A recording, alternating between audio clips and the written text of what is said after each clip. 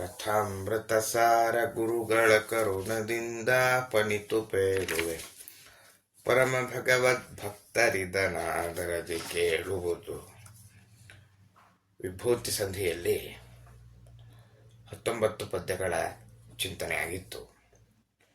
20ನೇ ಪದ್ಯದ ಚಿಂತನೆ ಆಗಬೇಕು. ಪರಮಾತ್ಮನ ದೇಹವನ್ನು, ಪರಮಾತ್ಮನಿಗೆ ನಮ್ಮ ದೇಹವೇ ಪಟ್ಟಣ ಅಂತ ಹೇಳಿ ಪಟ್ಟಣದ ವೈಭವವನ್ನು ವರ್ಣಿಸ್ತಾ ಹೋಗ್ತಾ ಇದ್ದ ದಾಸರು.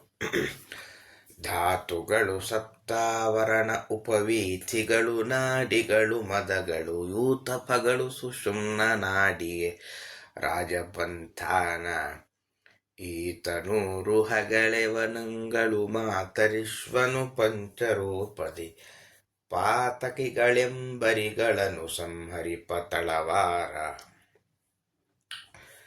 ಧಾತುಗಳೇ ತ್ವಕ್, ಚರ್ಮ ಮುಂತಾದ ಧಾತುಗಳು. ಸಪ್ತ ಆವರಣವು 7 ಸುತ್ತಿನ ಕೋಟೆಯು. ನಾಡಿಗಳು ಶರೀರದಲ್ಲಿ ಹರಡಿದ ಇಡ ಪಿಂಗಳ ನಾಡಿಗಳೆಲ್ಲ. ಉಪವೀಥಿ ಅಂದರೆ ಸಣ್ಣ ಬೀದಿಗಳು. ಮದಗಳು 8 ಮದಗಳು. ಯೂಥಪಗಳು ಮದದಿಂದ ಕೂಡಿದ ಆನೆಗಳು. ಸುಷುಮ್ನಾ ನಾಡಿಗೆ, ದೇಹದ ಮಧ್ಯದಲ್ಲಿರುವ ಸುಷುಮ್ನಾ ನಾಡಿಗೆ ರಾಜಪಂಥಾನ, ರಾಜ ಸಂಚಾರ ಮಾಡುವ ಮಾರ್ಗವು. ಈ ತನೂರು ಹಗಳೆ, ಶರೀರದಲ್ಲಿ ಬೆಳೆದ ಕೂದಲುಗಳೇ. ವನಗಳು ದಟ್ಟವಾದ ಅರಣ್ಯವು. ಮಾತರಿಶ್ವನು ಮುಖ್ಯ ಪ್ರಾಣದೇವರು. ಪಂಚರೂಪದಿ ಪ್ರಾಣ, ಅಪಾನ, ವ್ಯಾನ, ಉದಾನ, ಸಮಾನ ಎಂಬ ಪಂಚರೂಪಗಳಿಂದ ಪಾತಕಿಗಳೆಂಬ ಪಾಪಗಳೆಂಬ ಅರಿಗಳನ್ನು, ಶತ್ರುಗಳನ್ನು ಸಂಹರಿಸುವ ತಳವಾರ, ಪಟ್ಟಣ ಕಾಯುವ ಖಡ್ಗಧಾರಿ ಮನುಷ್ಯ. ಒಂದು ಪಟ್ಟಣ ಅಂತಾಗುವಾಗ 7 ಕೋಟೆಗಳಿರುತ್ತೆ. ನಮ್ಮ ದೇಹವೇ ಪಟ್ಟಣ. 7 ಕೋಟೆಗಳು ಯಾವುದು ಅಂದರೆ ತ್ವಕ್ ಒಂದು ಇಂದ್ರಿಯ, ಸ್ಪರ್ಶವನ್ನು ಗ್ರಹಿಸುವ ಇಂದ್ರಿಯ. ಅದಕ್ಕೆ ಆಶ್ರಯವಾದ ಚರ್ಮ, ಮಾಂಸ, ರಕ್ತ, ಮೇಧಸ್ಸು, ಮಜ್ಜ, ಅಸ್ಥಿ ಅಂದರೆ ಎಲುಬು. ವೈದ್ಯಶಾಸ್ತ್ರದಲ್ಲಿ ಬಹಳ ಪರಿಚಯ ಇರುವ ಶಬ್ದಗಳಿವೆಲ್ಲ. ಅದರಿಂದ ಆ 7 ಧಾತುಗಳನ್ನು 7 ಕೋಟೆಗಳು ಅಂತ ಗಮನಿಸಬೇಕು. ಒಂದು ಸಣ್ಣ ಬೀದಿ ಯಾವುದು ಅಂದರೆ ನಾಡಿಗಳು. ಇಡ ಪಿಂಗಳ ಮುಂತಾದ ನಾಡಿಗಳೇ ಸಣ್ಣ ಬೀದಿಗಳು. ಮದ ಬರುತ್ತೆ. ಆನೆಗೆ ಮದ ಬಂದಾಗ ಯಾರ ಮಾತು ಕೇಳದಂತೆ ನಮಗೂ 8 ಮದ ಬರುತ್ತಂತೆ. ಮದ, ಅನ್ನದಾನ ಮಾಡಿಬಿಟ್ರೆ ಒಂದು ಅಹಂಕಾರ. ಸಂಪತ್ತಿನಿಂದ ಬರುವ ಮದ, ವಯಸ್ಸಿನ ಮದ, ವಿದ್ಯೆಯ ಮದ, ಒಳ್ಳೆಯ ಸತ್ಕುಲದ ಮದ, ಯಾವುದೋ ಒಂದು ಲೋಕೋಪಕಾರ ಕರ್ಮ ಮಾಡಿದರೂ ಅಹಂಕಾರ, ಅಧಿಕಾರ ಮದ, ರೂಪ ಮದ ಅಂತ 8 ಮದಗಳೇ ಮದ್ದಾನೆಗಳಿದ್ದ ಹಾಗೆ. ಸುಷುಮ್ನಾ ನಾಡಿ ಏನುಂಟು ಅದು ಪ್ರಧಾನವಾದ ರಸ್ತೆ ಅಂತೆ, ರಾಜ ಸಂಚಾರ ಮಾಡುವ ರಸ್ತೆ. ಇದರಲ್ಲೇ ಉದಾನ ನಾಮಕ ವಾಯುದೇವರು ನಿರಂತರ ಸಂಚಾರ ಮಾಡ್ತಾ ಇರ್ತಾರೆ. ಇದನ್ನು ಬ್ರಹ್ಮನಾಡಿ ಅಂತ ಕರೀತಾರೆ. ಅಂದರೆ ಬ್ರಹ್ಮ ಅಂದರೆ ಪರಮಾತ್ಮ, ಗುಣಪೂರ್ಣನಾದ ಪರಮಾತ್ಮನನ್ನು ಜೀವ ಅಂದರೆ ಯಾವ ಸಜ್ಜೀವರಿಗೆ ಸಾಧನೆ ಪೂರ್ಣ ಆಗಿದೆಯೋ ಅವನು ಈ ದೇಹದಲ್ಲಿ ಕಟ್ಟ ಕಡೆಯ ಬಾರಿಗೆ ಅವನಿಗೆ ಒಂದು ಜನ್ಮ ಅಂತಿರುತ್ತೆ. ಇದನ್ನು ಚರಮ ದೇಹ ಅಂತ ಕರೀತಾರೆ. ಕೊನೆಯ ಜನ್ಮ ಅವನು. ಮತ್ತೊಮ್ಮೆ ಅವನು ಹುಟ್ಟೋದಿಲ್ಲ. ತಾಯಿಯ ಗರ್ಭದಿಂದ ಮತ್ತೊಮ್ಮೆ ಹುಟ್ಟೋದಿಲ್ಲ. ಆವಾಗ ಅವನು ಏನು ಮಾಡ್ತಾನೆ ಅಂದರೆ ಈ ಸುಷುಮ್ನಾ ನಾಡಿಯ ಮೂಲಕ ಮೇಲೆ ಹೋಗಿ ಒಂದು ತಲೆ ಭೇದಿಸಿಕೊಂಡು, ಬ್ರಹ್ಮರಂಧ್ರ ಅಂತ ಹೇಳ್ತೀವಿ, ತಲೆ ಮಧ್ಯಭಾಗ ಭೇದಿಸಿಕೊಂಡು ಮೇಲಕ್ಕೆ ಹೋಗ್ತಾನೆ. ಅವನ ಪರಮಾತ್ಮನನ್ನು ಸೇರಿಸುವ ದಾರಿ. ಆದ್ದರಿಂದ ಇದನ್ನು ಸುಷುಮ್ನಾ ಅಂತ ಕರೀತಾರೆ. ಬ್ರಹ್ಮನಾಡಿ ಅಂತಲೂ ಹೆಸರಿದೆ. ಇದೇ ರಾಜ ಓಡಾಡುವ ರಸ್ತೆ. ದೇಹದಲ್ಲಿ ಬೆಳೆದ ಕೂದಲೇ ಅರಣ್ಯ, ಕಾಡು. ಇಂತಹ ಪಟ್ಟಣವನ್ನು ವಾಯುದೇವರು 5 ರೂಪಗಳಿಂದ ಖಡ್ಗ ಹಿಡಿದ ರಕ್ಷಕರ ಹಾಗಿರ್ತಾರೆ. ಎಲ್ಲ ಪಾಪಗಳೆಂಬ ಶತ್ರುಗಳಿಂದ ನಮ್ಮನ್ನು ರಕ್ಷಣೆ ಮಾಡ್ತಾರೆ ಅಂತಿದ್ದಾರೆ ಅಭಿಪ್ರಾಯ. ಇದನ್ನೇ ವಿಶೇಷವಾಗಿ ಅದು ನಾಡಿ ಪ್ರಕರಣ ಸಂಧಿಯಲ್ಲಿ ಈ ಒಂದು ಪ್ರಮೇಯವನ್ನು, ಈ ವಿಷಯವನ್ನು ಸ್ಪಷ್ಟಪಡಿಸ್ತಾರೆ ದಾಸರು. ಸುಷುಮ್ನಾ ನಾಡಿ ಒಳಗಿರ್ತಾರಂತೆ. ವಾಯುದೇವರು. ಅವರೇನು ಮಾಡ್ತಾರೆ, ದೈತ್ಯರಿಗಲ್ಲಿ ಪ್ರವೇಶವಾಗದಂತೆ ನಮ್ಮನ್ನು ರಕ್ಷಣೆ ಮಾಡುತ್ತಾರೆ ಅಂತ ಹೆಚ್ಚು ವಿವರಣೆ ಇದೆ. ನಾವು ಅಲ್ಲಿ ಬಂದಾಗ ಇನ್ನು ಹೆಚ್ಚಾಗಿ ಗಮನಿಸಬಹುದು. ಈ ವಾಯುದೇವರು ನಮ್ಮನ್ನು ಕಾಯ್ತಾರೆ ಅಂತ ಹೇಳುವಾಗ ಅವರಿಗೆ ಬಳಸಿದ ಶಬ್ದ ಮಾತರಿಶ್ವ, ತಾಯಿಯ ಹಾಗೆ ನಮ್ಮನ್ನು ಕಾಪಾಡ್ತಾರೆ ಅನ್ನೋ ಅಭಿಪ್ರಾಯದಲ್ಲಿ ಈ ಶಬ್ದ ಬಳಸಿದ್ದಾರೆ ಅಂತ ಇಷ್ಟು ಈ ಪದ್ಯಕ್ಕೆ ಸಂಬಂಧಪಟ್ಟ ಅಭಿಪ್ರಾಯ. ಪ್ರಶ್ನೋತ್ತರ: ಪಟ್ಟಣಕ್ಕಿರುವ 7 ಸುತ್ತಿನ ಕೋಟೆಗಳಾವುವು ಅಂದರೆ ತ್ವಕ್, ಚರ್ಮ, ಮಾಂಸ, ರುಧಿರ,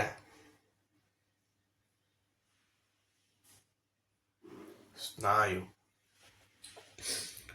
ಮಜ್ಜ, ಅಸ್ಥಿ. ಪಟ್ಟಣದಲ್ಲಿ ನಾಡಿಗಳು ಯಾವ ತರಹ ಇರುತ್ತೆ ಅಂದರೆ ಸಣ್ಣ ಬೀದಿಗಳ ಹಾಗಿರುತ್ತೆ. ರಾಜ ಸಂಚಾರ ಮಾಡುವ ಮಾರ್ಗ ಯಾವುದು ಅಂದರೆ ಸುಷುಮ್ನ ನಾಡಿಯೇ ರಾಜ ಸಂಚಾರ ಮಾಡುವ ಮಾರ್ಗ. ಈ ಶರೀರವೇ ಪಟ್ಟಣ. ಇಲ್ಲಿ ಮುಖ್ಯ ಪ್ರಾಣದೇವರ ಕೆಲಸ ಏನು ಅಂದರೆ ಖಡ್ಗಧಾರಿಯಾಗಿ ಪಾಪಗಳೆಂಬ ಅಥವಾ ಪಾಪ ಅಭಿಮಾನಿಗಳಾದ ದಿತ್ಯರೆಂಬ ಶತ್ರುಗಳನ್ನು ದೂರ ಓಡಿಸೋದೇ ಇವರ ಕೆಲಸ. ಇಲ್ಲಿರುವಂತಹ ತನೋರುಹ ಶಬ್ದ ಖರ್ಚ ಏನು ಅಂದರೆ ಕೂದಲು ಅಂತ ಅರ್ಥ. ಇದು ಯಾವುದಕ್ಕೆ ಹೋಲಿಸ್ತಾರೆ ಅಂದರೆ ಕಾಡಿಗೆ ಹೋಲಿಸಿದ್ದಾರೆ. ಮದಗಳೆಷ್ಟು 8, ಅದು ಯಾವುದರ ತರಹ ಇದೆ, ಆನೆಗಳ ಹಾಗಿದೆ. ಮುಂದುವರಿದು ಪಟ್ಟಣದ ವರ್ಣನೆ ಈ ಪದ್ಯದಲ್ಲಿ ಮುಗಿಸ್ತಾರೆ.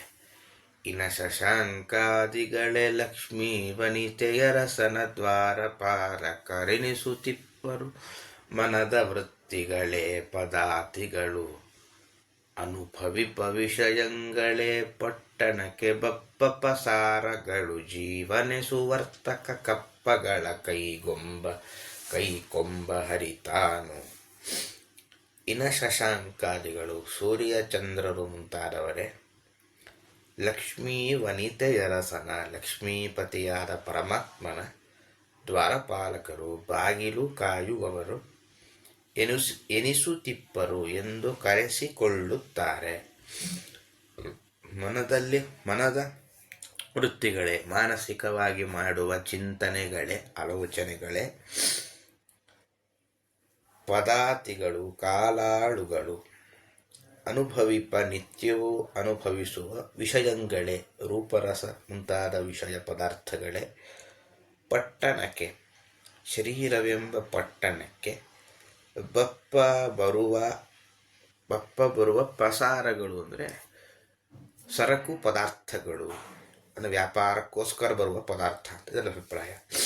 ಜೀವನೆ ಶರೀರದಲ್ಲಿರುವ ಜೀವನೆ, ಸುವರ್ತಕ ಒಳ್ಳೆಯ ವ್ಯಾಪಾರಿ, ಕಪ್ಪಗಳ ಜೀವರು ಮಾಡುವ ಕ್ರಮವೆಂಬ ಕರವನ್ನು ಹರಿತಾನು ಪರಮಾತ್ಮ ಕೈಕೊಂಬ ಸ್ವೀಕಾರ ಮಾಡ್ತಾನೆ ಅಂತ. ಒಂದು ಪಟ್ಟಣಕ್ಕೆ ದ್ವಾರಪಾಲಕರಿದ್ದ ಹಾಗೆ ಶರೀರವೆಂಬ ಪಟ್ಟಣಕ್ಕೆ ಸೂರ್ಯಚಂದ್ರರು ದ್ವಾರಪಾಲಕರು. ಬಲಕಣ್ಣು ಒಂದು ಬಾಗಿಲಿದ್ದ ಹಾಗೆ ಬಲಕಣ್ಣಿಗೆ ಸೂರ್ಯ ದ್ವಾರಪಾಲಕ, ಎಡಕಣ್ಣಿಗೆ ಚಂದ್ರ ದ್ವಾರಪಾಲಕ. ಹೀಗೆ ಕೆಲವು ದೇವತೆಗಳನ್ನ ಇಟ್ಕೊಳ್ಬೇಕು. ಮೂಗಿನ ಬಲ ಹೊಳ್ಳೆಗೆ ಅದೊಂದು ಬಾಗಿಲಿದ್ದ ಹಾಗೆ ನಾಸತ್ಯ, ಮೂಗಿನ ಎಡ ಹೊಳ್ಳೆಗೆ ದಸರಾ ಅಂತೆಲ್ಲ ಕೆಲವು ದೇವತೆಗಳನ್ನ ಇಟ್ಕೊಳ್ತಾ ಹೋಗ್ಬೇಕಿಲ್ಲ. ಅದಕ್ಕೆ ಆದಿ ಅಂತಂದ್ರೆ ಇವರೇ ಮೊದಲಾದವರು ಅಂತ. ಮನಸ್ಸಿನಲ್ಲಿ 100 ಚಿಂತನೆ ಮಾಡ್ತೇವೆ. ಈ 100 ಚಿಂತನೆಯೇ ಸೈನಿಕರು. ಮತ್ತೆ ಒಂದು ಪಟ್ಟಣ ಅಂದರೆ ಹೊರಗಿಂದ ವ್ಯಾಪಾರಕ್ಕೋಸ್ಕರ ಪದಾರ್ಥಗಳು ಬರ್ತಾವೆ. ಜೀವನ ಅನುಭವಿಸುವ ಏನು ವಿಷಯ ಪದಾರ್ಥ ಇದೆ, ಗಂಧ ರಸ ರೂಪ ಸ್ಪರ್ಶ ಶಬ್ದ, ಇದೇ ಒಂದು ಸರಕು ಪದಾರ್ಥ. ವ್ಯಾಪಾರಿ ಯಾರು? ಜೀವ. ವ್ಯಾಪಾರಿಗೆ ರಾಜ ಟ್ಯಾಕ್ಸ್ ವಿಧಿಸುವಂತೆ ಪರಮಾತ್ಮ ಜೀವನೆಂಬ ವ್ಯಾಪಾರಿಗೆ ಟ್ಯಾಕ್ಸ್ ಅಂದರೆ ಅವರು ಮಾಡುವ ಕ್ರಮವನ್ನೇ ತಾನು ಸ್ವೀಕಾರ ಮಾಡ್ತಾನಿದೆ. ಅದ್ಭುತವಾದ ಚಿಂತನೆ. ಇಲ್ಲಿ ಈ ದಾಸರು ಚಂದ್ರನನ್ನು ಪರಿಚಯ ಮಾಡುವ ರೀತಿಯೇ ಚಂದ. ಅಲ್ಲಲ್ಲಿ ದೇವತೆಗಳನ್ನು ಪರಿಚಯ ಮಾಡಲಿಕ್ಕೆ ಒಂದು ಅದ್ಭುತವಾದ ಅಪರೂಪದ ಶಬ್ದ ಸಾಹಿತ್ಯ ದಾಸರ ಭಂಡಾರದಲ್ಲಿದೆ. ಶಶಾಂಕ, ಇದು ಚಂದ್ರನನ್ನು ಪರಿಚಯ ಮಾಡಿಸುವ ರೀತಿ ಎಷ್ಟು ಚಂದ ಇದೆ ಗಮನಿಸಿ. ಶಶಾಂಕ ಅಂದರೆ ಶಶ ಅಂದರೆ ಮೊಲ, ಅದರ ಚಿಹ್ನೆಯನ್ನೇ ತನ್ನ ಮಂಡಲದಲ್ಲಿ ಹೊಂದಿರುವವ. ನಾವು ಸ್ವಲ್ಪ ಸೂಕ್ಷ್ಮವಾಗಿ ಚಂದ್ರನ ಮಂಡಲ ನೋಡಿದ್ರೆ ರಾತ್ರಿ ಹೊತ್ತು ಒಂದು ಮೊಲದ ಚಿಹ್ನೆಯ ಆಕಾರದ ಪ್ರಾಣಿ ಅಲ್ಲಿರುವಂತೆ ಕಾಣುತ್ತೆ. ಆದ್ದರಿಂದ ಅವನು ಶಶಾಂಕ ಅಂತ ಹೀಗೆ ಅದರ ಪರಿಚಯ ಮಾಡಿದ್ದಾರೆ. ಈ ಕರ ಯಾವುದು, ಟ್ಯಾಕ್ಸ್ ಯಾವುದು ಅಂದರೆ ಮಧ್ವಾಚಾರ್ಯರು ಇದನ್ನು ಇನ್ನೂ ಚೆನ್ನಾಗಿ ಹೇಳ್ತಾರೆ. ನಾನಾ ಜನಸ್ಯ ಶುಶ್ರೂಷ, ಎಲ್ಲ ಜನರಿಗೂ ಉಪಕಾರ ಮಾಡಲಿಕ್ಕೋಸ್ಕರ, ಅದರ ಜನರ ಒಳಗಿರುವ ಪರಮಾತ್ಮ ಪ್ರೀತನಾಗಲಿ ಅನ್ನೋ ಭಾವನೆಯಿಂದ ಜನರಿಗೆ ಏನು ಉಪಕಾರ ಮಾಡ್ತೇವೆ, ನಮ್ಮ ನಮ್ಮ ಯೋಗ್ಯತೆಗೆ ತಕ್ಕಂತೆ ಉಪಕಾರ, ಇದನ್ನೇ ಕರ, ಟ್ಯಾಕ್ಸು, ಇದನ್ನು ಅರ್ಪಣೆ ಮಾಡಬೇಕು ದೇವರಿಗೆ ಅಂತ ಮಧ್ವರ ನಿರ್ಣಯ. ಇನ್ನು ಈಗ ಪಟ್ಟಣದ ವಿಷಯ ಮುಗಿಸಿ ಈಗ ದೇಹ ಅರಮನೆ ಅನ್ನುವ ಭಾವನೆಯಿಂದ ವರ್ಣಿಸ್ತಾರೆ. ಉರುಪರಾಕ್ರಮನರ ಮನೆಗೆ ದಶಕರಣಗಳು ಕನ್ನಡಿಯ ಸಾಲುಗಳರ ವಿದೂರನ ಸದ್ವಿಹಾರಕ್ಕೆ ಚಿತ್ತ ಮಂಟಪವು ಮರಳಿ ಬೀಸುವ ಶ್ವಾಸಗಳು ಚಾಮರ ವಿಲಾಸಿನಿ ಬುದ್ಧಿ ದಾಮೋದರಗೆ ಸಾಷ್ಟಾಂಗ ಪ್ರಣಾಮಗಳೇ ಸುಶಯನಗಳು. ಉರುಪರಾಕ್ರಮನ, ಉತ್ಕೃಷ್ಟವಾದ ಸಾಮರ್ಥ್ಯವುಳ್ಳ ಪರಮಾತ್ಮನ ಅರಮನೆಗೆ, ನಮ್ಮ ಹೃದಯ ಕಮಲವೆಂಬ ಅರಮನೆಗೆ, ದಶಕರಣಗಳೇ 10 ಇಂದ್ರಿಯಗಳೇ, ಕನ್ನಡಿಯ ಸಾಲು ಸಾಲಾಗಿರಿಸಿದ ಕನ್ನಡಿಗಳು, ಹಾಗೆ ಚಿತ್ತ ಮನಸ್ಸು ಅರವಿದೂರನ ದೋಷ ಇಲ್ಲದ ಪರಮಾತ್ಮನ ಸದ್ವಿಹಾರಕ್ಕೆ, ವಿಹಾರಕ್ಕೆ ಮಂಟಪವು, ವಿಹಾರಕ್ಕೋಸ್ಕರ ಇಡುವ ತೂಗುಯ್ಯಾಲೆ ಅಂದರೆ ಉಯ್ಯಾಲೆ ಅಂತ ಅರ್ಥ. ತೂಗುವ ಉಯ್ಯಾಲೆ, ಉಯ್ಯಾಲೆಯನ್ನು ತೂಗುಯ್ಯಾಲೆ ಅಂತ ಹೇಳೋ ಪದ್ಧತಿ. ಶ್ವಾಸಗಳು ಉಸಿರಾಟವೇ, ಮರಳಿ ಬೀಸುವ ಚಾಮರ, ಮೇಲಿಂದ ಬೀಸುವ ಚಾಮರಗಳು, ಬುದ್ಧಿಯೇ ವಿಲಾಸಿನಿ ನರ್ತಕಿಯು, ಸಾಷ್ಟಾಂಗ ಪ್ರಣಾಮಗಳೇ, ಎದೆ, ತಲೆ, ಕಣ್ಣು, ಮನಸ್ಸು, ಮಾತು, ಕೈ, ಕಾಲು, ಮೊಣಕಾಲು ಮೊದಲಾದ 8 ಅಂಗಗಳಿಂದ ಕೂಡಿದ ನಮಸ್ಕಾರ ಯಾವುದು ಅಂದರೆ ಸುಶಯನ. ನಾವೇನು ನಿದ್ದೆ ಮಾಡ್ತೇವೆ ಇದೇ ದೇವರಿಗೆ ನಮಸ್ಕಾರ ಇದ್ದ ಹಾಗೆ ಅಂತ ಒಂದರ್ಥ. ಅಥವಾ ನಾವು ಮಾಡುವ ನಮಸ್ಕಾರಗಳು ದೇವರಿಗೆ ಹಾಸಿಗೆ ಇದ್ದ ಹಾಗೆ ಅಂತ 2 ತರಹ ಅರ್ಥ ಮಾಡಿದ್ದಾರೆ. ಎಷ್ಟು ಚಂದ. ದೇಹವೆಂಬ ಪಟ್ಟಣ ಅಂದರೂ ಈಗ ದೇಹವೇ ಅರಮನೆ ಅಂತ. ಅಲ್ಲೆಲ್ಲ 10 ಇಂದ್ರಿಯಗಳೇನುಂಟು ಅದು ಸಾಲಾಗಿ ನಿಲ್ಲಿಸಿದ ಕನ್ನಡಿ ಸಾಲಂತೆ.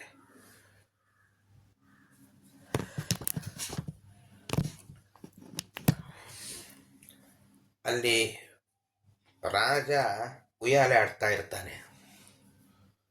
ಅದು ಕೆಲವೊಮ್ಮೆ ಏನಾಗಿರುತ್ತೆ, ಕೆಲವು ರಾಜರು ಉಯ್ಯಾಲೆ ಆಡ್ತಾ ನರ್ತಕಿಯರನ್ನು ಕರೆಸಿಕೊಂಡು ನರ್ತನ ಮಾಡಿಸ್ತಾ ಇರ್ತಾರೆ. ಪರಮಾತ್ಮ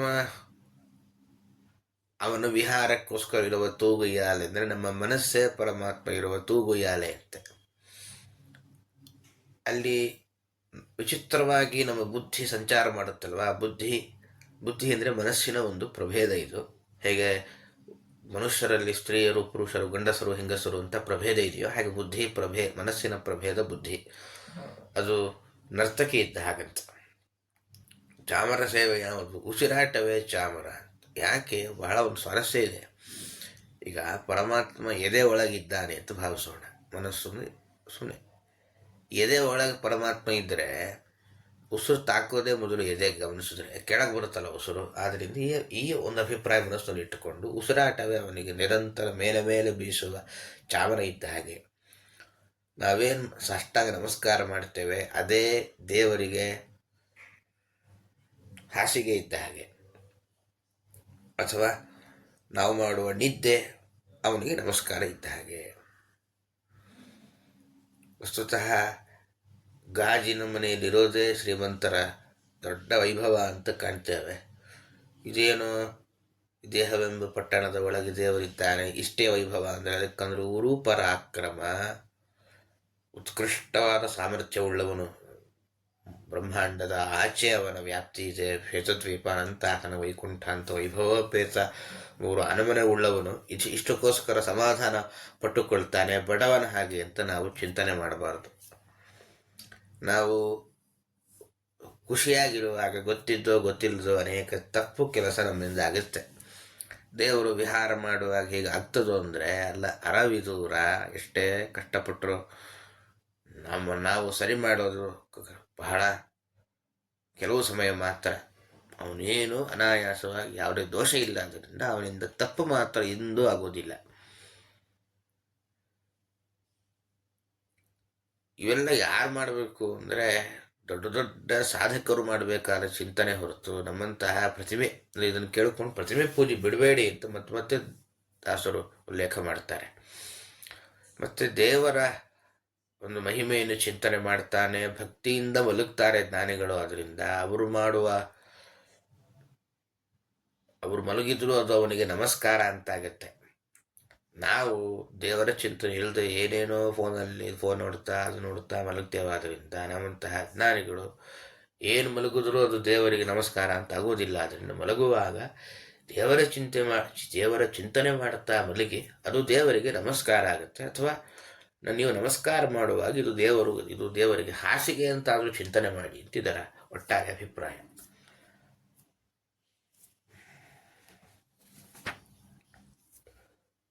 ಪ್ರಶ್ನೋತ್ತರ 21, 22 ಎರಡು ಪದ್ಯದ್ದು ಒಟ್ಟಿಗೆ ನೋಡೋಣ. ಮೊದಲು ಈಗ 21ನೇ ಪದ್ಯದ ಪ್ರಶ್ನೋತ್ತರ. ಸೂರ್ಯಚಂದ್ರರು ಪರಮಾತ್ಮನ ಅರಮನೆಗೆ ಏನಾಗಿದ್ದಾರೆ ಅಂದರೆ ಅವರು ದ್ವಾರಪಾಲಕರಾಗಿದ್ದಾರೆ. ಕಾಲ್ದಳ ಯಾವುದು, ಕಾಲಾಳುಗಳು ಯಾರು ಅಂದರೆ ಮನದ ಆಲೋಚನೆಗಳೇ ಕಾಲಾಳುಗಳು. ವಿಷಯ ಅನುಭವಿಸ್ತೇವೆ, ಆ ವಿಷಯಗಳು ಏನು ಅಂತ ಹೇಳ್ತಾರೆ. ಪಟ್ಟಣಕ್ಕೆ ಬರುವ ವಸ್ತುಗಳು ಅಂತ ಹೇಳ್ತಾರೆ. ವ್ಯಾಪಾರಿ ಯಾರು ಅಂದರೆ ಜೀವ. ಟ್ಯಾಕ್ಸನ್ನು ಯಾರು ಸ್ವೀಕಾರ ಮಾಡ್ತಾರೆ? ಪರಮಾತ್ಮ ಸ್ವೀಕಾರ ಮಾಡ್ತಾನೆ. ಇದು 21ನೇ ಪದ್ಯಕ್ಕೆ ಸಂಬಂಧಪಟ್ಟ ಪ್ರಶ್ನೋತ್ತರ. 22ನೇ ಪದ್ಯಕ್ಕೆ ಸಂಬಂಧಪಟ್ಟ ಪ್ರಶ್ನೋತ್ತರ. ಪರಮಾತ್ಮನ ವಿಹಾರಕ್ಕೆ ಅಂಗಣ ಯಾವುದು ಅಂದರೆ ತೂಗುಯಾಲ ಯಾವುದು ಅಂದರೆ ಮನಸ್ಸು. ಚಿತ್ತ ಅಂದರೆ ಮನಸ್ಸು ಅಂತ ಅರ್ಥ. ಉಸಿರಾಟ ದೇವರಿಗೆ ಏನು ಅಂತ ಅನುಸಂಧಾನ ಮಾಡಬೇಕು ಅಂದರೆ ಚಾಮರ, ನಿರಂತರ ಬೀಸುವ ಚಾಮರ ಅಂತ ಅನುಸಂಧಾನ ಮಾಡಬೇಕು. ದೇವರಿಗೆ ನಾವು ಮಾಡುವ ಯಾವ ಕೆಲಸ ಅವನಿಗೆ ಹಾಸಿಗೆ ಇದ್ದ ಹಾಗೆ ಅಂತಂದರೆ ನಮಸ್ಕಾರ ಏನು ಮಾಡ್ತೀವೋ ಅದು ಅವನಿಗೆ ಹಾಸಿಗೆ ಇದ್ದ ಹಾಗೆ. ಅಥವಾ ಯಾವುದು ಅವನಿಗೆ ನಮಸ್ಕಾರವಾಗುತ್ತೆ ಅಂದರೆ ನಾವು ಮಾಡುವ ಅನುಸಂಧಾನ ಪೂರ್ವಕವಾದ ನಿದ್ದೆ ಅವನಿಗೆ ಹಾಸಿಗೆ ಅಂತ ಆಗುತ್ತೆ. ಇಷ್ಟು ಈ ಪದ್ಯಕ್ಕೆ ಸಂಬಂಧಪಟ್ಟ ಅಭಿಪ್ರಾಯ ಅಂತ ಹೇಳ್ತಾ ಇಂದಿನ ಚಿಂತನೆಯನ್ನು ಪರಮಾತ್ಮನ ಪಾದಕರ್ಪಣೆ ಮಾಡೋಣ. ಶ್ರೀಕೃಷ್ಣಾರ್ಪಣಮಸ್ತು, ಮಧುರೇಶಾರ್ಪಣಮಸ್ತು. ಹರೇ ನಮಃ.